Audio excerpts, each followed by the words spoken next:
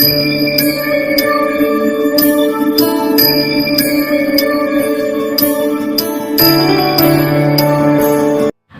मृत्यु वो मरे जो कर्म करे चांडाल का, काल उसका क्या करे जो भक्त है महाकाल का, जो भक्त है महाकाल का। जय श्री महाकाल। मैं डॉक्टर भावना नागर आज आपको महाकालेश्वर ज्योतिर्लिंग के दर्शन करवाऊंगी। आकाशे तारक लिंग, पाताले हाटकेश्वरम, मृत्युलोके महाकालम, लिंग त्रय नमस्तुते। ऐसे तो अनेक शिवलिंग है, किंतु आकाश में तारक लिंग, पाताल में हाटकेश्वर एवं मृत्युलोक अर्थात पृथ्वी पर महाकाल, इन तीनों लोगों के अधिपति के रूप में पूजे जाते हैं।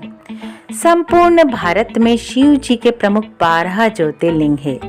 शिव पुराण की शत्ररुद्र संहिता के 42वें अध्याय में शिव जी के 12 ज्योतिर्लिंगों के अवतारों का विस्तार से वर्णन किया गया है। इसमें महाकाल की गणना तृतीय स्थान पर की गई है। सौराष्ट्रे सोमनाथम च, श्रीशैले मल्लिकार्जुनम, उज्जैनी महाकालम, ओमकारम ममलेश्वरम। महाकालेश्वर ज्योतिर्लिंग भारत के मध्य प्रदेश राज्य के पवित्र धार्मिक स्थल उज्जैन में स्थित है। मंदिरों की नगरी उज्जैन शिप्रा नदी के तट पर बसी है।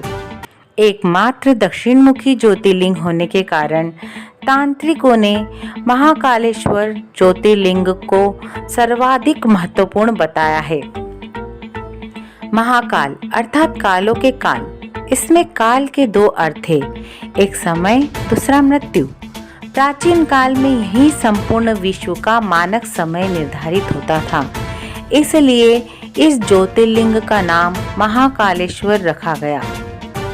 पौराणिक कथाओं के अनुसार शिवलिंग की स्थापना राजा चंद्रसेन एवं गोप बालक से जुड़ी है।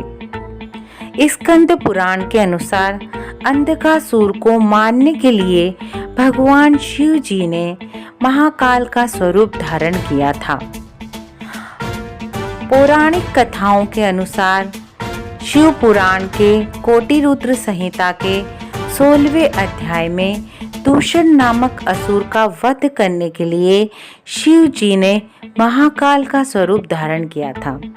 शिव जी ने वेद प्रिय के चारों पुत्रों की भक्ति से प्रसन्न होकर उन चारों को वरदान मांगने को कहा। उन चारों ने मोक्ष प्राप्ति एवं जन कल्याण करने के लिए शिव जी को यहीं स्थापित होने का अनुरोध किया।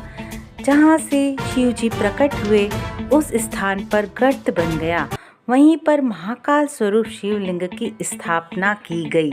पुराणों में महाभारत तथा कालिदास आदि महाकवियों की रचना में महाकाल मंदिर का मनोहर वर्णन किया है। इस मंदिर का जीर्णोद्धार परमार वंश के राजाओं ने करवाया था।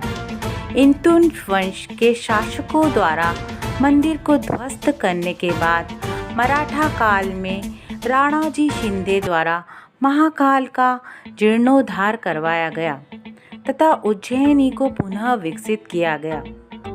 देश विदेश से श्रद्धालु मोक्षदायिनी पवित्र नगरी में भगवान महाकालेश्वर के दर्शन करने को आते हैं।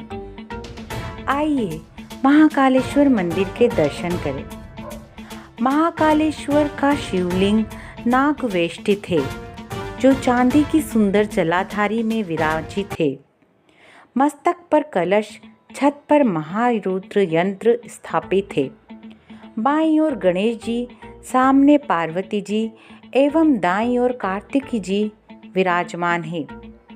शिवलिंग के सामने 2 दीपक प्रज्वलित रहते हैं, जिसमें एक तेल एवं दूसरा घी का है।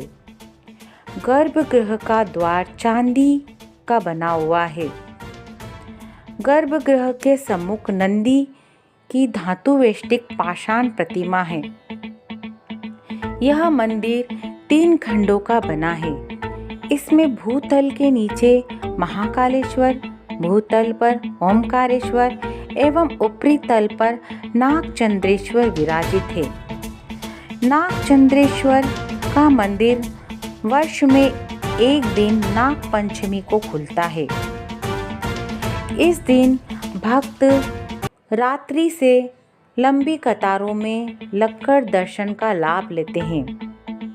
मंदिर रात्रि 12 बजे से खुल जाता है। मंदिर परिसर में कई मंदिर, 484 महादेव, सप्त ऋषि, चूना महाकाल, गणेश मंदिर, बाल हनुमान, नवग्रह, 12 ज्योतिर्लिंग, साक्षी गोपाल आदि मंदिर स्थित है। मंदिर के पश्चिम भाग में कोटि तीर्थ कुंड है। कुंड के चारों ओर शिवलिंग एवं मूर्तियां हैं। यहीं सभा मंडप में उज्जैन नगरी की अधिष्ठात्री अवंती देवी की मूर्ति स्थापित है।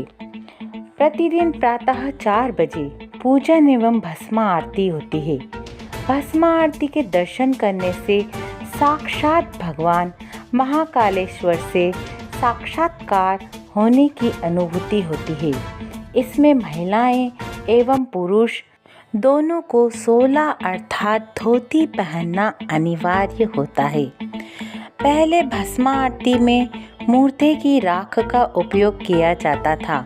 वर्तमान में कंडे की राख का उपयोग किया जाता है। भस्म आरती के बाद शासकीय व्यवस्था से त्रिकाल पूजन एवं आरती प्रतिदिन प्रातः 8 बजे, मध्याह्न 11 बजे, संध्या 6 बजे एवं शयन आरती रात्रि 10:30 बजे होती है। दिन में 2 बार श्रृंगार बदलता है। श्रृंगार के बाद जल नहीं चढ़ाया जाता है। महाभोग 10:30 बजे लगाया जाता है। नित्य पूजन के अतिरिक्त यहाँ पर वर्ष में 2 बड़े आयोजन एवं मेले लगते हैं।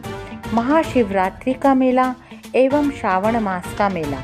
श्रावण मास में श्रावण सुदी एकम से भादवा विधि 30 तक आने वाले प्रत्येक सोमवार को महाकालेश्वर बाबा का चल समारोह निकलता है।